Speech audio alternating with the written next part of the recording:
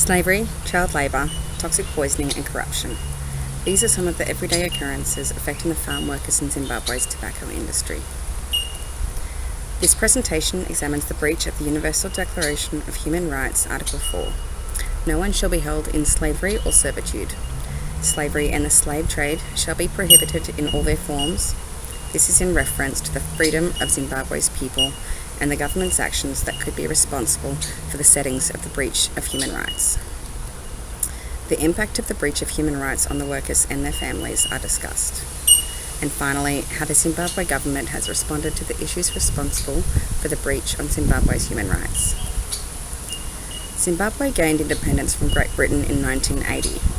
Zimbabwe started its independence with a remarkably strong economy and was set for success in development with a pre-existing infrastructure of agriculture, potential investments in education, health and rural development. All Zimbabwe needed was a leader and government interested in the preservation, safety, education and economic growth of its people. Unfortunately, that was not the case, as Zimbabwe has been led for 37 years by President Mugabe and his party, the Zimbabwe African National Union Patriotic Front, until Mugabe's resignation in 2017. In the 37 years of President Mugabe's time in office, corruption plagued Zimbabwe at every level of government. In the first 30 years following Zimbabwe's independence, approximately $12 billion was recorded as unaccounted for.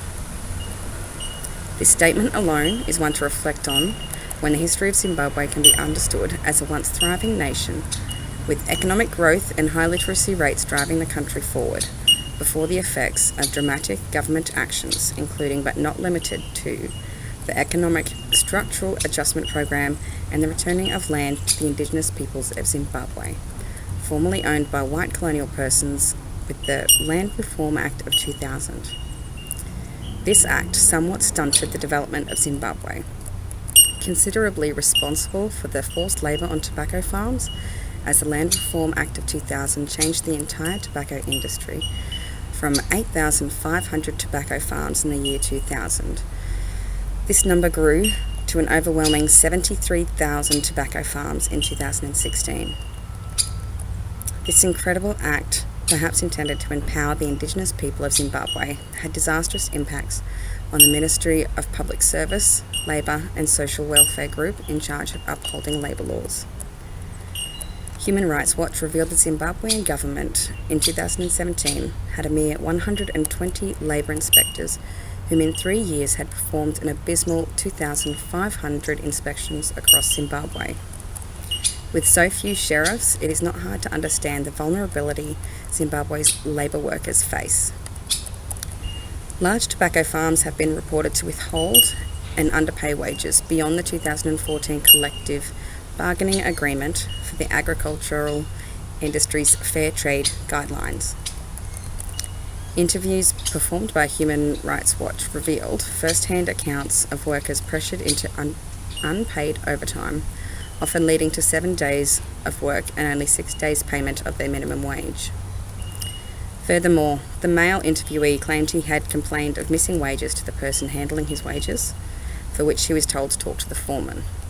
The interviewee reported to Human Rights Watch that he could not speak to the foreman out of fear of retribution.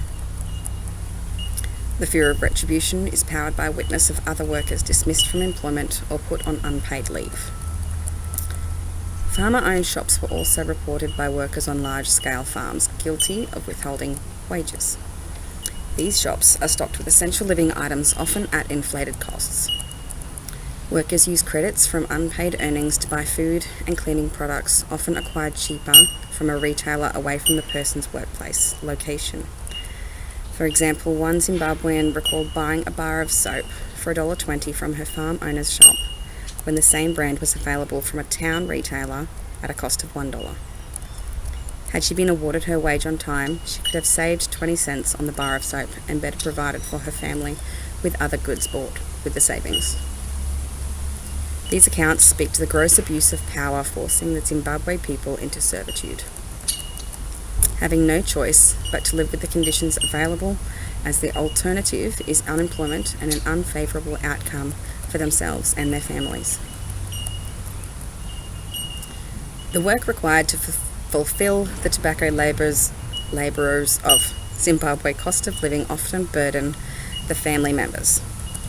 Children better off committing their time to a quality education can spend 2 to 3 days a week in the harvest season helping their parents or guardian to meet their work requirements.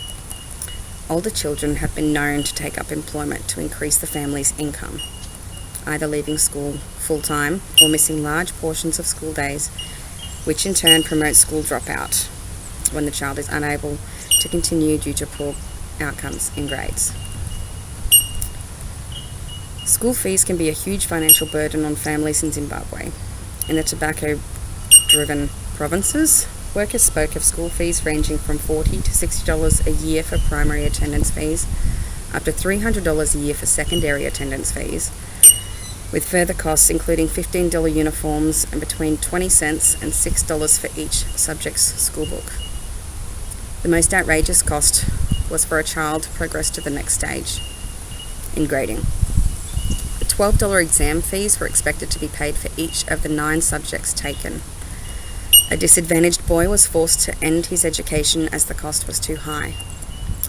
Human Rights Watch reported wages are between $72 and $85 per month, with wages averaging $2.40 to $2.83 a day. One can imagine just how much struggle a parent or guardian in Zimbabwe could face with accommodating one child's needs for education.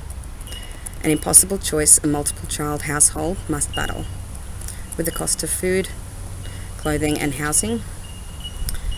Education is a fundamental importance for a developing country, to equip every generation with skills to overcome difficulties of the generations before themselves. Zimbabwe's government has failed to deliver free, quality education to all of the children of Zimbabwe. The cost of school fees exclude the 90% of Zimbabwe's population suffering unemployment. Over 9 organisations have petitioned for free education in both the primary and secondary level. The petition is driven by the effectiveness of the Basic Education Assistance Module, which to be effective would need 172% increase in funds. Another example being the cash transfer program, also mentioned in the Human Rights Watch article titled A Bitter Harvest. The article reported the cash transfer program reached at least 52,000 poor households in 19 regions. With Zimbabwe's population of 16 billion and a 90% unemployment, 52% of 52,000 poor households is simply an unacceptable effort. Great strides in government action will be necessary to bring the people of Zimbabwe to live with a better quality of life out of poverty. Government change and what the future holds for the people of Zimbabwe. Zimbabwe is classified as not free, according to the 2018 report by Freedom House. The classification downgrade of not free, formerly partly free, is due to the change in government officials in 2017. President Mnangagwa took office in November of 2017 after President Mugabe was removed from power. President Mnangagwa promised positive change in his inauguration speech, saying our economic policy will be predicated on our agriculture, which is the mainstay. Our quest for economic development must establish and sustain a just and equitable society based on our historical, cultural and social experience, as well as on our aspirations for better lives for all our people." End quote. President Mnangagwa also promised the people of Zimbabwe free and fair elections in 2018. With elections for the presidential ruler of Zimbabwe scheduled in 2018, a revealing comment from President Mnangagwa, speaking of the 2008 elections as being fair. This comment leaves little room for hope for a free and fair election in 2018, as a reporter from Human Rights Watch stated on being witness to mass violence and heinous crimes against humanity toward the Zimbabwe people over the time of the 2008 elections won by Mugabe at the hands of military force. President Mnangagwa has failed to make clear his intentions of running Zimbabwe any differently to Mugabe. Mnangagwa's ties to the Zimbabwe African National Union Patriotic Front and the employment of military forces not uncharacteristic of Mugabe's rule has left the people of Zimbabwe unsure of what the future holds. In conclusion, the freedom and labour practices of the Zimbabwe people are unclear. With the presidential election in 2018, only the government's behaviour and the outcome of the election will reveal what future the people of Zimbabwe will face. I'm Naomi Dewhurst. Thank you very much.